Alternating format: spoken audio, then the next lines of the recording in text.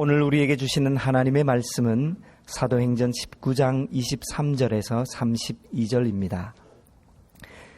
그때쯤 되어 이 도로 말미암아 적지 않은 소동이 있었으니 즉 데메드리오라 하는 어떤 은장색이 은으로 아데미의 신상 모형을 만들어 직공들에게 적지 않은 벌이를 하게 하더니 그가 그 직공들과 그러한 영업하는 자들을 모아 이르되 여러분도 알거니와 우리의 풍족한 생활이 이 생업에 있는데 이 바울이 에베소뿐 아니라 거의 전 아시아를 통하여 수많은 사람을 권유하여 말하되 사람의 손으로 만든 것들은 신이 아니라 하니 이는 그대들도 보고 들은 것이라.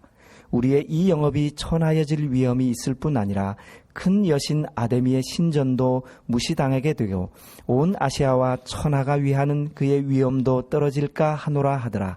그들이 이 말을 듣고 분노가 가득하여 외쳐 이르되 크다 에베소 사람의 아데미여 하니 온 시내가 요란하여 바울과 같이 다니는 마게도냐 사람 가이오와 아리스도고를 붙들어 일제히 연극장으로 달려 들어가는지라. 바울이 백성 가운데로 들어가고자 하나 제자들이 말리고 또 아시아 관리 중에 바울의 친구된 어떤 이들이 그에게 통지하여 연극장에 들어가지 말라 권하더라. 사람들이 외쳐 어떤 이는 이런 말을 어떤 이는 저런 말을 하니 모인 무리가 분란하여 태반이나 어찌하여 모였는지 알지 못하더라. 아멘. 10년의 세월이 흐르는 동안에 이렇게 변했습니다. 그동안 오랜 가뭄으로 온 국민의 마음이 바싹바싹 타 들어갔는데 어젯밤부터 비가 내리게 해주셔서 오늘 더 뜻깊은 창립주의를 맞게 되었습니다. 지금은 명칭이 100주년 기념재단으로 바뀐 100주년 기념사업협의회가 10년 전에 우리 교회를 창립할 당시의 집행부는 강원용 이사장님, 정진경 부이사장님, 최창근 부이사장님, 강병훈 상임이사님, 그리고 김경래 사무총장님 이렇게 5분으로 구성되어 있었습니다. 그러나 10년의 세월이 흐르는 동안에 그 5분 가운데에 3분이 하나님의 부르심을 받으셨습니다. 그리고 현재로는 올해로 83세가 되신 강병훈 현 이사장님, 올해 88세가 되신 김경래 상임이사님 2분만 생존해 계십니다. 그런 관점에서 보자면 지난 10년은 짧지 않은 기간이었습니다. 그 10년의 기간이 따사로운 봄볕과 감미로운 미풍으로만 엮어졌던 것은 아닙니다. 때로는 칠흑 같은 캄캄한 어둠의 터널을 거치기도 했고 때로는 견디기 힘든 폭풍 그리고 살을 애는 것과 같은 한파와 맞닥뜨리기도 했습니다. 하지만 그 모든 과정과 고비마다 한결같이 우리의 주님 되어주시고 부족한 우리를 통해 이 시대의 역사 속에서 당신의 섭리를 이루어 오신 우리 주님을 높이 찬양합니다. 그 어둠과 폭풍과 한파 속에서도 자신의 몸을 내던져서 주님께서 우리에게 맡겨주신 소명지 양화진 외국인 선교사 묘원과 용인 순교자 기념관을 굳게 지켜오신 교우님들께 진심으로 감사드립니다. 특히 2013년 5월부터 금년 3월까지 제가 전립선 암 수술, 방사선 치료와 호르몬 치료로 근 2년 동안이나 담임 목사직을 수행하지 못했음에도 교우님들께서 변함없이 계셔야 할 자리에 계셔 주셨던 것도 감사합니다. 이제 다시 10년이 지나서 창립 20주년이 되면 교우님들 가운데에 제 자신을 포함해서 이 자리에 계시지 못할 교우님들이 많을 것입니다. 그러나 풀이 마르고 꽃이 시들듯이 사람은 가도 우리 주님께서는 변함없이 100주년 기념교회 주인으로 계실 것입니다. 진리는 명분을 필요로 하지 않습니다. 사람은 진리 혹은 진실과 멀어질수록 겉으로 드러나는 명분에 더 집착하고 거짓에 가까워질수록 명분은 더 거창하고 구체적이게 됩니다. 그리고 거짓이나 허구에 기반을 둔 명분을 내세우는 사람은 자신의 명분을 지키기 위해서 자기도 모르게 어떤 형태든 반드시 폭력을 수반하게 됩니다. 그것이 거짓의 속성입니다. 거짓은 사실이 아닌 것을 사실인 것처럼 꾸미는 것입니다. 없는 것을 있는 것처럼, 사실이 아닌 것을 사실인 것처럼 우기기 위해서는 언어적이든 물리적이든 경제적이든 정치적이든 성적이든 반드시 폭력을 동원할 수밖에 없습니다. 바울은 에베소에서 사람의 손으로 만든 것들은 신이 아니라고 선포했습니다. 고대 세계 불가사의로 불리던 아테미 여신의 신전이 절대적인 영향력을 행사하던 에베소에서 그렇게 공개적으로 선포하는 것은 바울이 자기 목숨을 내어놓는 것과 같았습니다. 그렇지만 바울은 거리낌 없이 계속해서 공개적으로 그렇게 선포했습니다. 그 결과 에베소뿐 아니라 오늘날 터키 대륙의 서부 지역을 일컫는 아시아에서도 많은 사람들이 바울이 전한 주님을 향해 돌아서게 되었습니다. 그것은 은으로 아테미 여신상과 신정 모형을 팔아 풍족한 생활, 부와 번영을 누리던 에베소의 은 세공업자들로서는 결코 용납할 수 없는 일이었습니다. 그들이 보기에 바울은 자신들의 고객을 빼앗아가는 흉악범일 뿐이었습니다. 데메드리오라는 은 세공장이가 자신의 동업자들을 불러 모으고 그들을 충동질하였습니다. 그의 본심은 그동안 누려온 풍족한 생활, 부와 번영을 그대로 고수하는 것이었습니다. 하지만 그가 겉으로 내세운 명분은 아테미 여신의 위엄과 신전의 명예를 지키는 것이었습니다. 데메드리오에게 간단하게 선동당한 에베소의 은 세공장이들은 분노에 차서 아테미 여신의 이름을 연호했습니다. 그리고 계속 아테미의 이름을 연호하면서 바울을 잡기 위해서 몰려갔다가 바울 대신 바울의 동력자인 마게도냐 사람 가이오와 아리스다고를 발견했습니다. 그들은 완력으로 그 두 사람을 낚아채워서 야외 극장으로 끌고 갔습니다. 일종의 인민재판을 벌이기 위함이었습니다. 그 자체가 이미 두 사람에 대한 집단 린치였습니다. 그들의 거짓된 명분이 수반한 필연적인 폭력이었습니다. 자신들의 거짓된 명분을 지키기 위해서 군중에서 폭도로 돌변한 것이었습니다. 이것이 지난 주일까지 세 주일에 걸쳐서 우리가 함께 생각해 본 내용입니다. 그리고 오늘 본문 30절이 이렇게 증언하고 있습니다. 바울이 백성 가운데로 들어가고자 하나 제자들이 말리고 가이오와 아리스다고가 폭도들에게 붙잡혀 야외 극장으로 끌려갔다는 소식이 바울에게 전해졌습니다. 자기 때문에 자기 동력자들이 끌려갔다는데 가만히 있을 바울이 아니었습니다. 바울은 즉각 폭도들이 가이오와 아리스타고를 끌고 간 야외 극장으로 들어가려고 했습니다. 그러나 에베소의 제자들이 바울을 말렸습니다.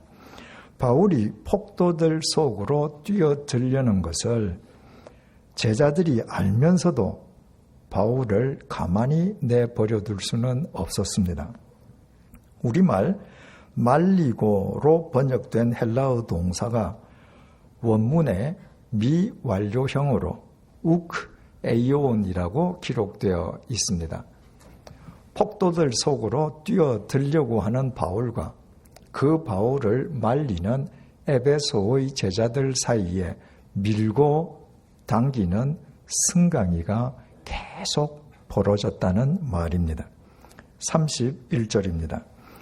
또 아시아 관리 중에 바울의 친구된 어떤 이들이 그에게 통지하여 연극장에 들어가지 말라 권하더라.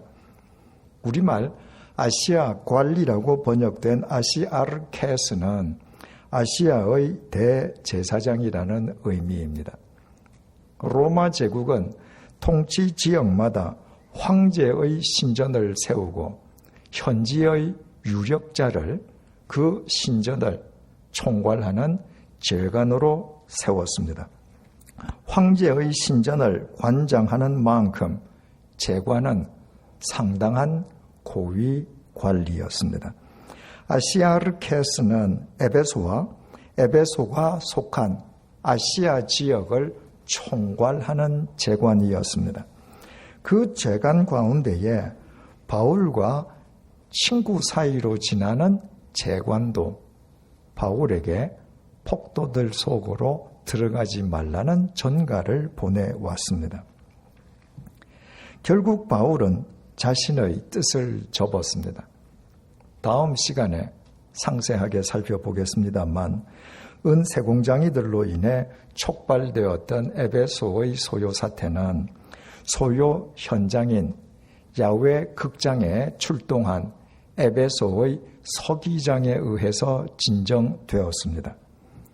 이를 종합하면 바울이 가이오와 아리스타고를 완력으로 끌고 간 폭도들 속으로 뛰어들려 하던 자신의 뜻을 접은 이유를 짐작할 수 있게 됩니다.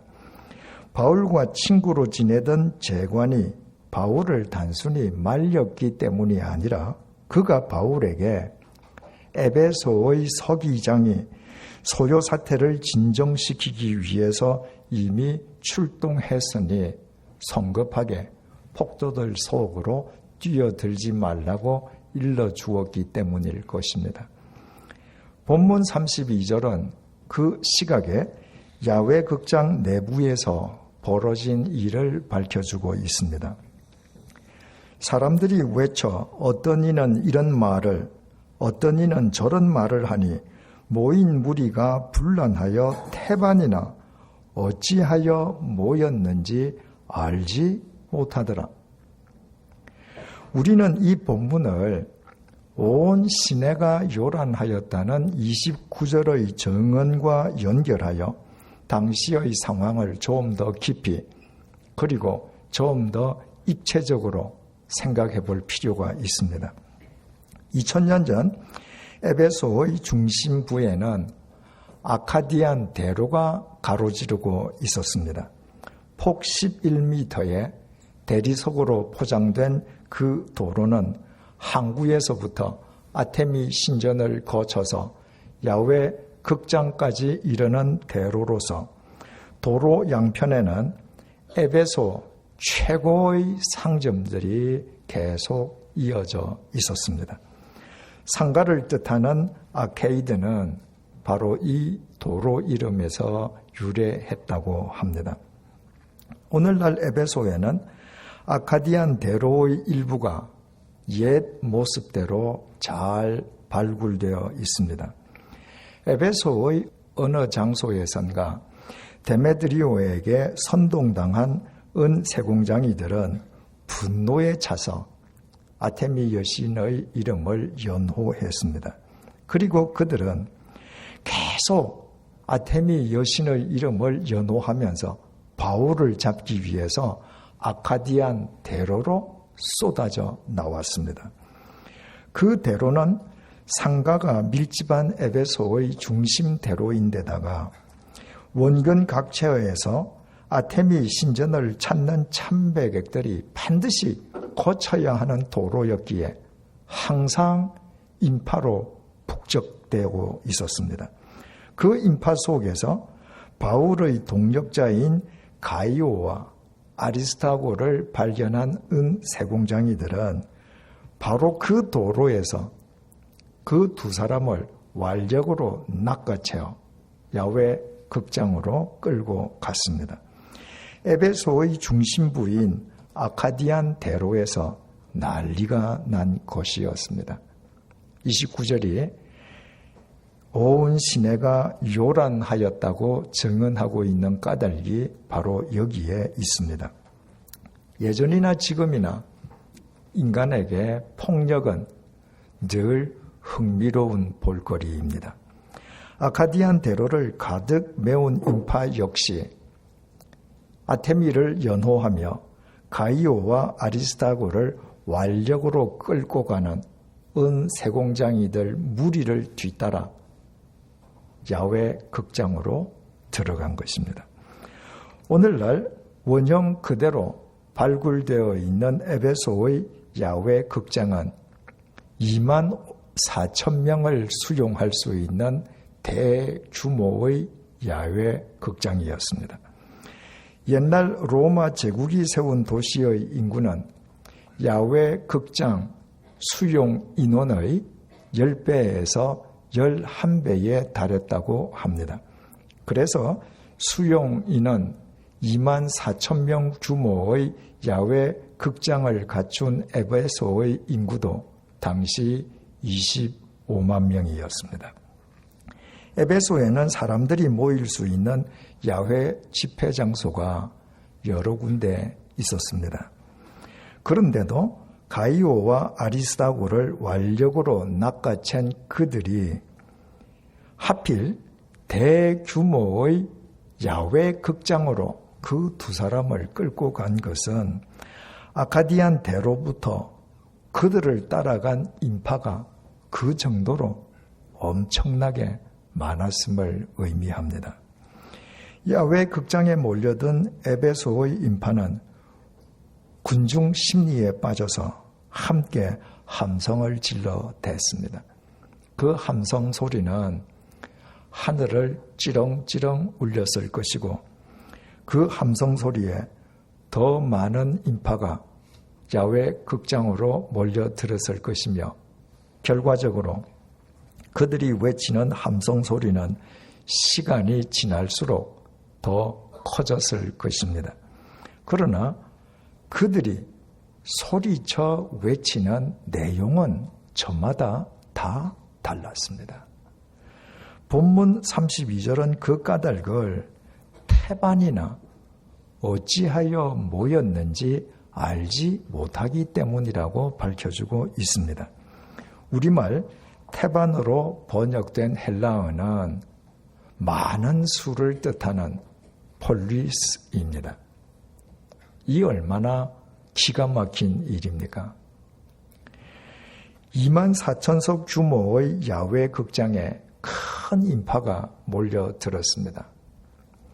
그들은 저마다 소리를 질러대었고 그들의 함성 소리는 에베소의 하늘을 찌렁찌렁 울렸습니다.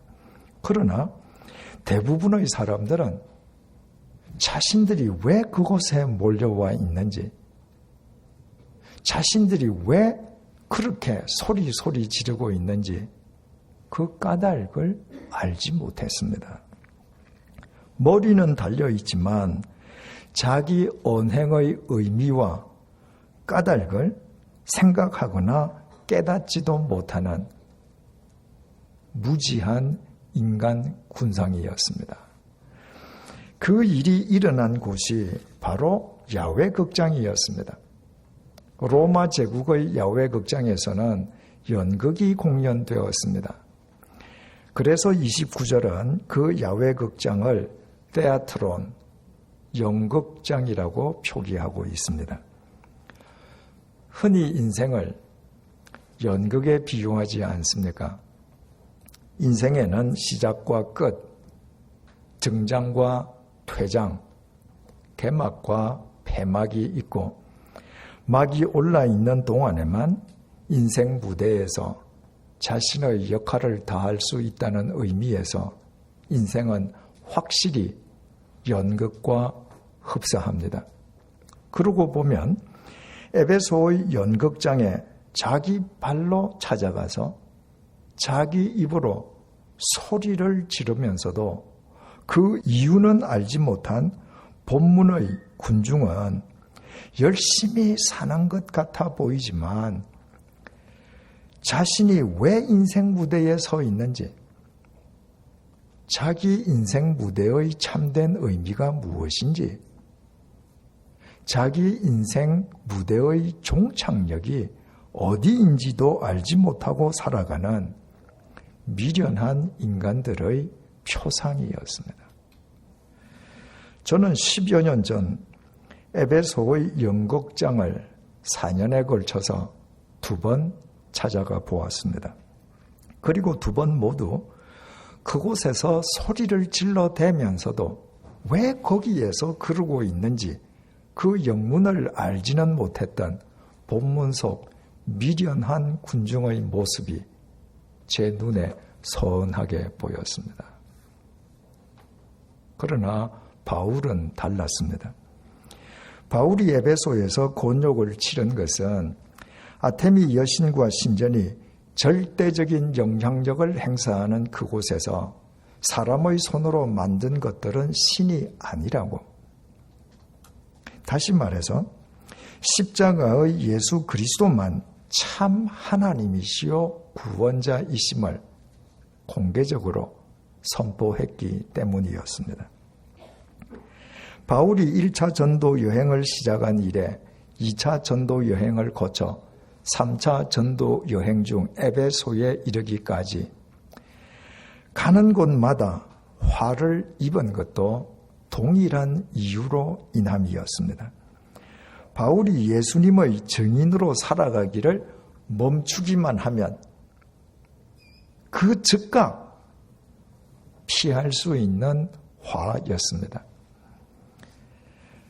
그러나 바울은 화를 당할 망정 예수님의 증인으로 살아가기를 포기하지 않았습니다. 구원자이신 예수님의 말씀 안에만 죽어도 사는 영원한 생명이 있음을 바울은 분명히 알았기 때문입니다. 바울이 스스로 혹은 자신의 능력으로 그 진리를 터득했습니까? 아니었습니다. 바울은 본래 예수님을 부정하고 교회를 짓밟던 예수님의 대적이었습니다. 그 바울이 다메섹의 그리스도인들마저 체포해서 예루살렘으로 연행하기 위해서 다메섹으로 향하다가 예수님의 빛에 사로잡혀 꼬꾸라지고 말았습니다. 바울은 자신을 꼬꾸라뜨린 분이 예수님이심을 전혀 알지 못했습니다. 네가 어찌하여 나를 박해하느냐는 음성이 들렸지만 바울은 그것이 예수님의 음성이라고는 상상하지도 못했습니다. 바울은 누구시니까 하고 여쭈었고 나는 네가 박해하는 예수라는 예수님의 말씀을 듣고서야 바울은 자신을 사로잡으신 분이 예수님이심을 알았습니다. 즉 바울은 자신을 먼저 찾아오신 예수님의 말씀으로 예수님을 만났고 예수님의 말씀 앞에서 죽어 마땅한 죄인인 자신을 깨달았고 예수님의 말씀을 통해 예수님만 길이요, 진리요, 생명임을 알았습니다. 그래서 바울은 예수님의 그 말씀에 자기 생을 던졌고 그 말씀의 증인으로 살기 위해 당하는 화를 두려워하지 않았으며 그 말씀을 지키기 위해 참수형마저 감수했습니다. 그는 자신이 왜 인생 무대에 서 있는지, 인생 무대에서 자신의 역할이 무엇인지, 자기 인생 무대의 막이 내릴 때 자기가 어떻게 될 것인지 그 모든 것을 예수님의 말씀 안에서 확실하게 알았습니다. 그는 자신의 인생 무대를 송두리째 예수님의 말씀을 드러내고 지키는 말씀의 현장으로 삼았습니다. 그래서 바울은 가난하고 지병에 시달리는 병약한 몸으로 참수형을 당해 죽었지만 이 땅의 교회는 그가 전한 예수님의 말씀으로 견고하게 세워졌고 그 자신은 2000년의 시간과 공간을 초월하여 우리 가운데 영원한 사도로 우뚝 서 있습니다. 바로 이것이 오늘 창립 10주년을 맞는 우리에게 주님께서 본문을 통해 주시는 메시지입니다. 우리는 대체 어느 쪽입니까? 우리 각자는 자기 인생 무대 위에서 분주하게 살아가면서도 왜 그 인생 무대에서 그렇게 살아가고 있는지 이유는 알지 못하는 본문 속의 미련한 군중입니까? 아니면 비록 화를 당할 망정 인생 무대의 참된 의미와 목적을 분명하게 알아 자신의 인생 무대를 말씀을 지키고 증언하는 말씀의 현장으로 승화시키는 사도 바울 쪽입니까? 우리 교회를 창립한 100주년 기념교회로부터 우리가 부여받은 소명은 한국교회, 한국개신교 양대 성지인 양화진 외국인 선교사 묘원과 용인 순교자 기념관을 관리 보존하고 한국교회 선교 200주년을 향한 비전을 함양하라는 것입니다.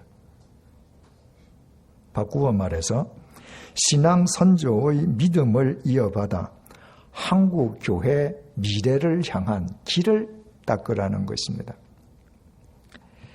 100년도 더 전에 세상에서 가장 덜 알려진 조선 땅에 말씀의 증인이 되기 위해 왔다가 각종 질병이나 사고로 순직한 선교사들이 이곳 양화진 외국인 선교사 묘원에 묻혀 있습니다. 그리고 일제강점기와 한국 전쟁 중에 말씀을 지키려 하다가 순교당한 순교자들을 기리는 곳이 용인 순교자 기념관입니다.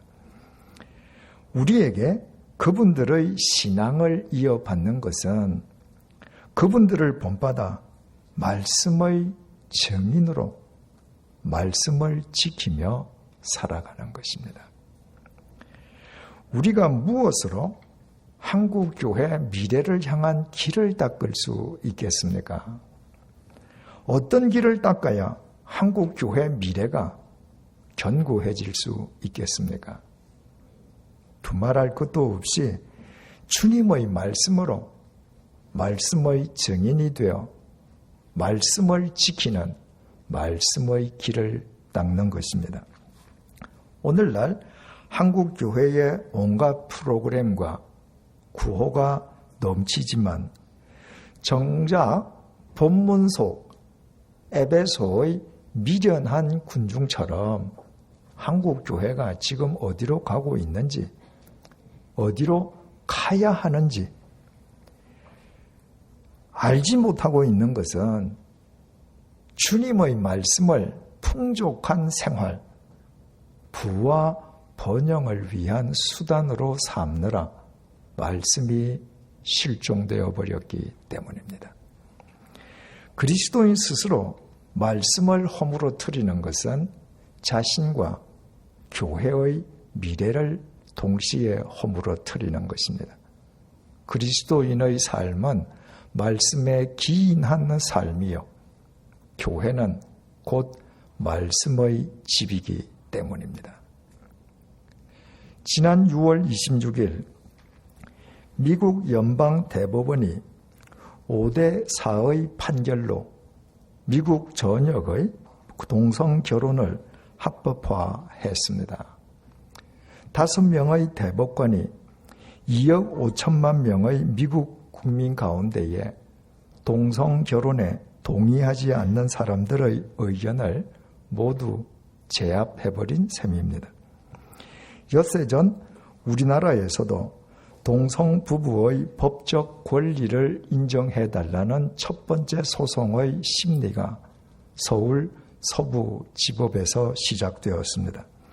그에 따라 머지않아 우리나라 대법원이나 헌법재판소에서도 동성결혼 합법화 여부를 다루게 될 것이고, 그 판결이 어떻게 날 것인지는 아무도 섣불리 예단할 수 없습니다. 미국에서는 오래전부터 영화나 드라마 그리고 언론이 동성애를 자연스럽게 다루어 왔고, 또 자신이 동성애자임을 당당하게 밝힌 저명 인사들도 많았습니다. 따라서 이번 미국 연방대법원의 동성결혼 합법화 판결은 동성애에 대해 우호적인 미국의 여론을 대법원이 수용했다고 하는 편이 더 타당할 것입니다. 만약 20, 30년 전이었다면 동성결혼에 대한 미국 연방대법원의 판결은 다르게 나왔을 것입니다. 어느 나라보다 여론에 민감한 미국에서 여론에 따라 세속 법정의 대법관 5명이 동성결혼을 합법화한 것은 이성적으로 얼마든지 있을 수 있는 일입니다. 그러나 교회가 그 판결과 여론을 하나님의 말씀보다 더 절대화하는 것은 전혀 다른 이야기가 됩니다. 1993년에 입적하신 성철 스님은 여전히 현대 불교의 가장 위대한 선사로 추앙받고 있습니다. 성철 스님께서 생전에 조계종 종정으로 계실 때의 이야기입니다. 불교는 살생하지 말라는 부처님의 명령에 따라서 공식적으로 육식을 금하고 있지 않습니까? 그러나 당시 조계종 스님들이 불교 신자 대부분이 현실적으로 육식을 하고 있으므로 차라리 육식을 공식적으로 허용하자고 성철 스님께 제안했습니다. 그 스님들은 불교 신자들이 얼마든지 육식을 할 수 있게끔 살생하지 말라는 부처님의 명령을 현대적으로 새롭게 해석할 학문적인 방안도 갖고 있었습니다. 그러나 성철 스님께서는 단 한마디로 그들의 제안을 일축하셨습니다. 고기를 먹으면 집이 무너진다는 것이었습니다. 성철 스님께서 말씀하신 집은 불교 신자의 삶과 불교 자체를 의미했습니다. 살생하지 말라는 부처님의 명령을 새롭게 해석해서 육식을 허용하면 그 한 계명만 무너지는 것이 아니라는 것입니다. 불교 신자가 한 계명이라도 임의로 무너뜨리면 자기 편의에 따라서 나머지 계명도 차례대로 무너뜨려 불교 신자로서의 바른 삶이 무너지게 되고 결과적으로 불교는 불필요해진다는 것이었습니다. 성철 스님께서 고기를 먹으면 집이 무너진다며 육식을 허용하시지 않았던 것은 불교라고 하는 거대한 종교적 시스템을 지키기 위함이 아니라 부처님의 계명을 따라 살아야 할 불교 신자 한 사람 한 사람의 삶을 먼저 지켜주기 위함이었습니다. 역설적이게도 각종 추문으로 신뢰도가 땅바닥까지 추락했던 당시 한국 불교는 살생하지 말라는 계명의 재해석을 금했던 그 성철 스님에 의해서 신뢰가 회복되었습니다. 부처님의 가르침을 온 몸으로 실천했던 가장 중다웠던 성철 스님에 의해 불교의 집이 지켜진 것이었습니다. 1989년 덴마크를 필두로 동성 결혼을 합법화하고 그 판결을 교회가 수용한 16나라의 공통점은 그 나라의 신학교와 교회들이 이미 무너져 형해만 남았거나 지금 무너져 내리고 있는 중이라는 것입니다. 하나님의 말씀 가운데에 한 말씀이라도 인간의 입맛대로 요리하면 그리스도인의 삶이라는 집이, 교회라는 집이 무너질 수밖에 없습니다. 그리스도인인 우리가 사랑하며 더불어 살아야 할 이웃 속에는 우리와 종교, 이념, 문화, 삶의 방식이 다른 사람들도 당연히 포함되어 있습니다. 동성애자들도 포함되어 있다는 말입니다. 종교가 다르다고 해서 불교 신자거나 불신자인 이웃을 사랑하지 못해서는 안 되듯이 우리는 사회 변화 속에서 동성 커플들과도 차별 없이 더불어 살아야 합니다. 말씀의 증인이었던 바울 역시 오늘의 본문 속에서 황제의 신전을 책임지는 재관과도 친구 사이로 지나지 않았습니까? 또 우리는 동성 커플들, 동성 결혼을 합법화한 16나라의 대법관들, 그리고 동성애의 우호적인 분들의 이성과 지성도 존중합니다. 그러나 우리는 우리의 이성과 지성이 하나님의 말씀으로 받아들인 성경 말씀을, 아니 주님께서 먼저 우리를 찾아오셔서 우리의 지성과 이성 속에 새겨주신 하나님의 말씀을 더 존중하는 그리스도인임을 결코 잊지 않습니다. 당신의 형상을 따라 남자와 여자를 창조하신 하나님의 결혼에 대한 첫 번째 명령은 창세기 2장 24절에 명기되어 있습니다. 이러므로 남자가 부모를 떠나 그의 아내와 합하여 둘이 한 몸을 이룰지로다. 결혼에 관한 하나님의 이 첫 번째 명령에서 남자를 뜻하는 히브리어 이쉬, 그리고 아내로 번역된 이슈아는 각각 남자와 여자를 뜻할 뿐 어떤 경우에도 남자와 남자 혹은 여자와 여자로 해석될 수 없습니다. 예수님께서도 하나님의 이 첫 번째 명령을 인용하여 결혼을 남자와 여자 간의 결혼으로 정의하셨습니다. 그러므로 우리는 급변하는 사회 속에서 이웃과 더불어 살면서도 사회 변화에 휩쓸림이 없이 결혼은 남자와 여자, 이성 간의 결혼이라는 하나님의 말씀을, 하나님께서 명령하신 결혼의 원칙을, 하나님의 창조의 법칙을 굳게 지켜나갈 것입니다. 우리 입맛대로 하나님의 말씀을 요리하면 집이 무너지기 때문입니다.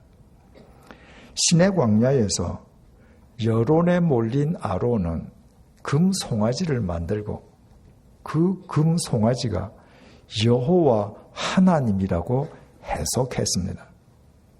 그리고 아론을 포함하여 출애굽 1세대는 모두 광야에서 인생의 집이 함께 무너지고 말았습니다. 그들에게는 미래가 없었습니다. 그러나 온갖 비난과 모함 속에서도 오직 하나님의 말씀만 따랐던 모세에 의해 길 없는 광야에서 언약의 땅 가나안으로 향하는 길이 열렸습니다. 모세에 의해 이스라엘 백성 개개인의 삶이라는 집이 지켜졌음은 물론이요, 이스라엘 민족에게 새로운 미래라는 집이 주어진 것이었습니다. 사랑하는 교우 여러분, 오늘 창립 10주년을 맞이해서 부족한 우리를 믿으시고 우리에게 거룩한 소명을 맡겨주신 주님께서 이미 영으로 우리 안에 임해 계시고 벌써부터 당신의 말씀으로 우리를 품고 계심을 감사하십시다. 그 주님의 은혜 속에서 양하진에 묻혀있는 선교사들의 신앙을 이어받아 어떤 경우에도 바울처럼 말씀의 순전한 증인으로 살아가기를 새롭게 결단하십시다. 용인 순교자 기념관에 이름이 새겨져 있는 순교자들의 신앙을 계승해서 이 세상의 그 어떤 비난이나 모함 속에서도 모세처럼 순교의 정신으로 말씀을 지켜가기를 다시 한번 다짐하십시다. 어떤 경우에도 금 송아지를 여호와 하나님이라고 해석한 아론과 그 해석을 즐거워하다가 광야에서 인생의 집이 함께 무너져버린 출애굽 1세대가 되지는 마십시다. 그래야만 우리는 한국 교회의 미래를 향한 길, 예수님께서 당신의 삶으로 우리에게 친히 보여주신 말씀과 십자가의 도를 닦아갈 수 있습니다. 바로 그것이 우리 개개인의 믿음이라는 집, 교회라는 집, 우리 국민과 사회라는 집, 온 세계와 인류의 미래를 위한 새로운 집을 견고하게 세우는 길입니다. 왠지 아십니까? 이 세상은 자신의 인생 무대 위에서 온갖 언행을 일삼으면서도 자신이 왜 그 무대 위에서 그렇게 행하고 있는지 이유를 알지 못하는 군중들로 가득 찬 거대한 에베소의 연극장이기 때문입니다. 기도하시겠습니다. 주님께서 허락하신 창립 10주년을 맞이하여 모세와 바울을 생각합니다. 그들이 화를 입고 비난받은 것은 말씀을 지키는 말씀의 증인으로 살았기 때문입니다. 그러나 그들이 그와 같은 삶을 피하지 않았기에 그들이 지킨 말씀에 의해 이스라엘 민족이라는 집이 살았고 로마 제국이라는 집이 살았고 지상의 교회라는 집이 살았고 시간과 공간을 초월하여 우리 개개인의 믿음이라는 집이 세워졌습니다. 이제 창립 10주년을 맞이하여 우리 모두 양화진에 묻힌 선교사들의 신앙, 용인 순교자 기념관에 새겨진 순교자들의 신앙을 이어받아 이 시대의 모세와 바울이 되기 위해 다시 한번 우리의 허리띠를 동입니다. 이미 우리 안에 임해 계시는 주님을 의지하여 주님의 말씀을 지키는 말씀의 증인으로 살아갈 수 있도록 은혜를 베풀어 주십시오. 인생 무대 위에서 온갖 언행을 다하면서도 자신이 왜 그 무대에서 그렇게 하고 있는지 영문을 알지 못하는 군중으로 가득 찬 세상이라는 이 거대한 연극장에서 100주년 기념교회가 영원한 생명과 진리의 길을 제시하는 말씀의 길닦기가 되게 해 주십시오. 100주년 기념교회로 인해 우리 개개인의 믿음이라는 집이, 한국 교회라는 집이, 우리 국민과 사회라는 집이 온 인류와 세계를 위한 새로운 미래라는 집이 주님 안에서 날로 견고하게 세워져 가게 해 주십시오. 지금 머리 숙이고 있는 우리가 이곳에 더 이상 없을 그때에도 100주년 기념교회의 변함없는 주인이실 예수님의 이름으로 기도드립니다. 아멘.